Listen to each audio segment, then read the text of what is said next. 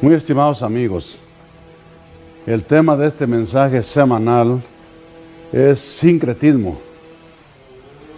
Ese tema de mucha actualidad por esa estatua blasfema, irreverente que han puesto en las calles de Guadalajara. Quiero comenzar diciendo que el mal, el veneno, está en la misma palabra sincretismo, que se ve reflejado luego en la imagen. La palabra sincretismo con la que han bautizado a esa imagen significa una mezcla de creencias y de culto. Es como aquellos que lo mismo les da a Cristo que Buda, que Confucio o que Mahoma, lo mismo les da. Dice, todo es igual, es lo mismo. Eso es sincretismo, mezclar una religión con otra religión. Y ese sincretismo es reprobado tremendamente porque va contra la verdad fundamental del cristianismo y de otras grandes religiones, como la de Mahoma o como la del pueblo de Israel. ¿Cuál es esa verdad fundamental? Que hay un solo Dios verdadero, no muchos dioses, un solo Dios verdadero, creador del cielo y de la tierra. Por eso la palabra sincretismo es una palabra de error, de confusión, que va contra la verdad fundamental de que hay un solo Dios eterno, infinito, creador de todas las cosas y creador nuestro principio y nuestro destino. Cuando el pueblo de Israel recibió la ley al pie del Sinaí o después en el camino hacia la tierra prometida, el primer mandamiento siempre suena así: escucha, Israel, yo soy el Señor tu Dios y no tendrás otros dioses fuera de mí. Yo soy el Señor tu Dios. Amarás al Señor tu Dios con todo tu corazón, con toda tu alma y con toda tu mente y con toda tu voluntad.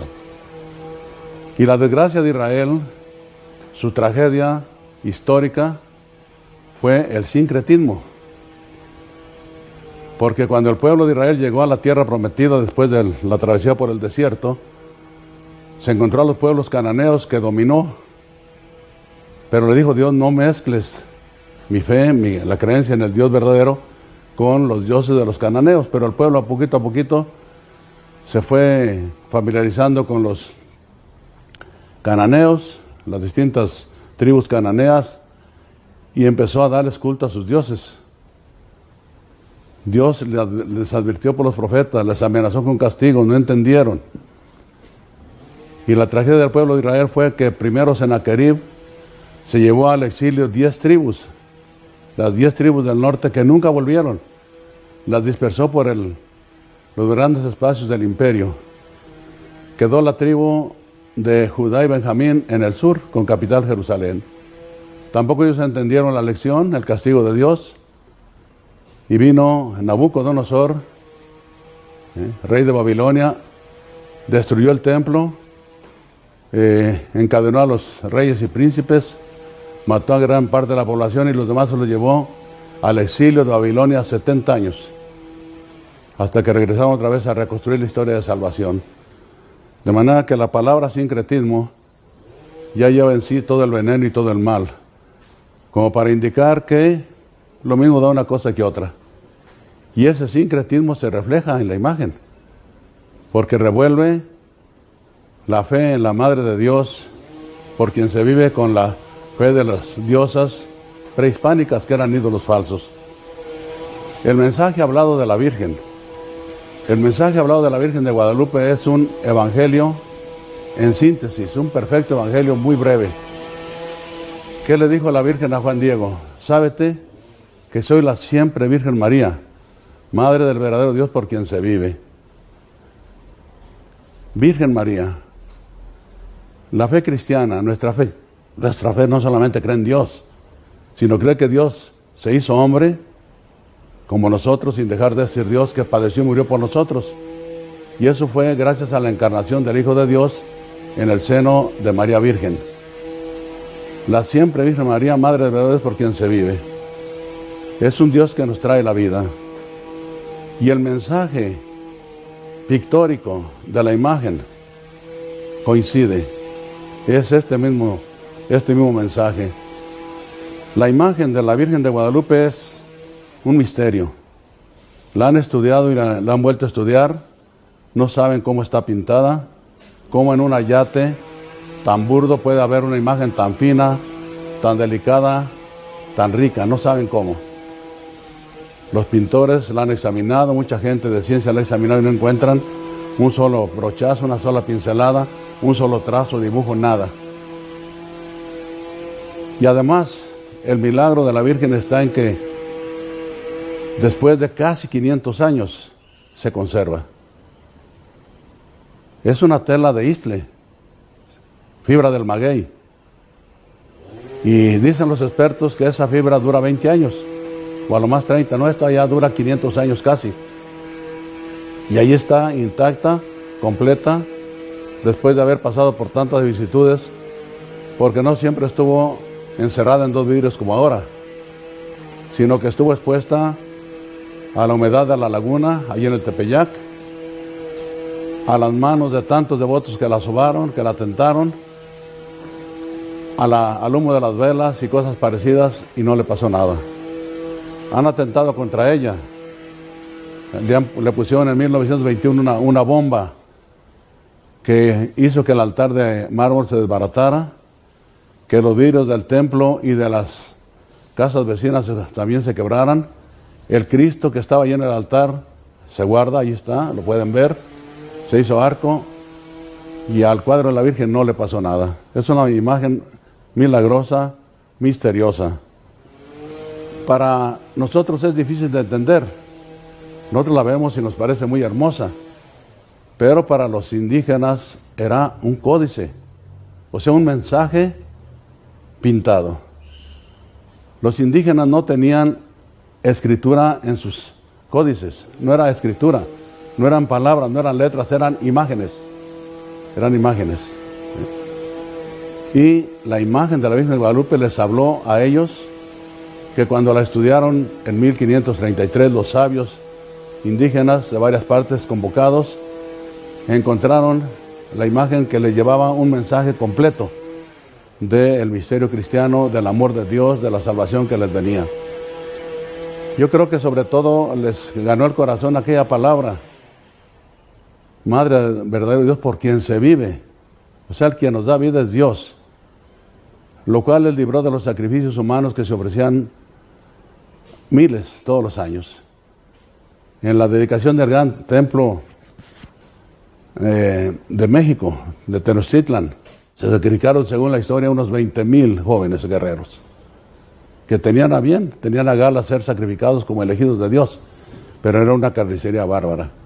¿Por qué? Porque pensaban que el hombre tenía que morir y dar su sangre para que el sol, que era su Dios, no muriera, para que al día siguiente resucitara.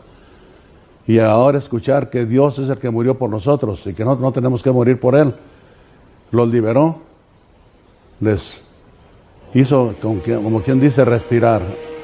Se acabaron las guerras floridas para recoger soldados y prisioneros y tenerlos ahí preparados para el sacrificio. En la Virgen de Guadalupe encontramos un rostro mestizo de una jovencita de unos 15 años, cuando no existía el mestizaje. Es una profecía de este pueblo de mestizos que somos nosotros: 80% mestizos, 10% blancos puros y 10% indígenas puros.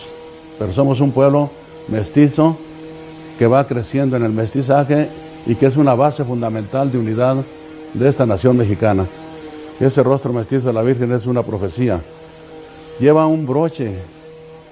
Si ustedes contemplan la imagen de la Virgen de Guadalupe, lleva un broche aquí en el cuello, y en el broche está la cruz que traían los españoles. Ya les estaba hablando que esa religión de la cruz era buena. Las manos de la Santísima Virgen María, las manos están juntas en oración. Además las tiene ahuecadas, porque le dijo a Juan Diego: ¿acaso no estoy aquí que soy tu madre? ¿Acaso no estás en mi regazo y te llevo en el hueco de mis manos? Ahí estamos todos, en las manos de esa Madre nuestra que nos quiere, que nos ama, que nos protege. Ciñe su cintura un listón negro, señal de maternidad. ¿Madre de quién? Más abajo, en el vientre de la Virgen, está la flor de 4 pétalos, que era para los indígenas el símbolo del único y verdadero Dios. El único y verdadero Dios es la Madre de Dios por quien se vive. La túnica y el manto es la Señora de cielos y tierra. La Señora de cielos y tierra. La túnica es color rojo bermejo y está llena de flores que no siguen los pliegues del manto, curioso. Significa la tierra, donde hay plantas y árboles. Y la túnica tiene estrellas. La túnica es azul, es el cielo. Perdón. El manto es azul. La túnica es bermeja y el manto es azul con estrellas. El cielo.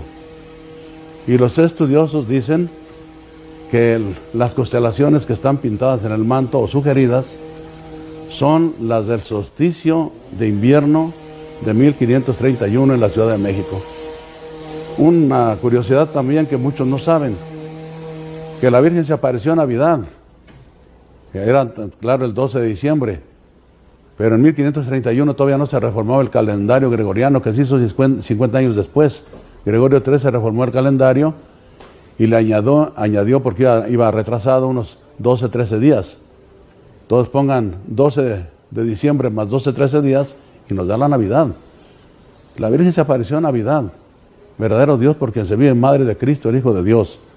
Hay muchas otras simbologías y otros estudios que en los ojos de la Virgen aparecía la escena que estaba allí junto al obispo cuando Juan Diego desdobló el manto, etcétera, etcétera. Pero no es el caso aquí. Pero para los indígenas fue un códice que les habló mucho, muy claramente, que lo entendieron perfectamente, que lo estudiaron, y explica la conversión. A partir de la aparición de la Virgen de Guadalupe en el Tepeyac comenzaron las conversiones por miles y miles tumultuarias, y todo este pueblo se hizo cristiano y guadalupano. Y si ustedes se fijan ahora, ¿quiénes son los más devotos de la Virgen? Los blancos, sí, somos devotos de la Virgen, pero los más devotos de la Virgen son los indígenas de todas partes de la nación, que hacen peregrinaciones costosísimas, largas, penosas, para ir a visitar a la Madrecita, porque ella se apareció como madre, con cariño, sin ninguna queja, sin ningún regaño, sin nada, como madre amorosa para sus hijos.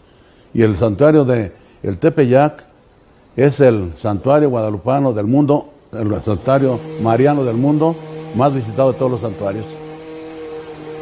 La estatua, sincretismo, es un monumento blasfemo, es un monumento que ofende gravemente. Ya dijimos el mismo nombre, sincretismo es negar que hay una religión verdadera, que hay un solo Dios verdadero, y mezclar y poner por igual a nivel todas las religiones, la verdadera con las falsas. En la cabeza de la Virgen está una especie de macho cabrío que es símbolo del demonio, como coronando a la Virgen, burlándose de ella. En la cabeza de este sincretismo, de este mamotreto, están 2 serpientes.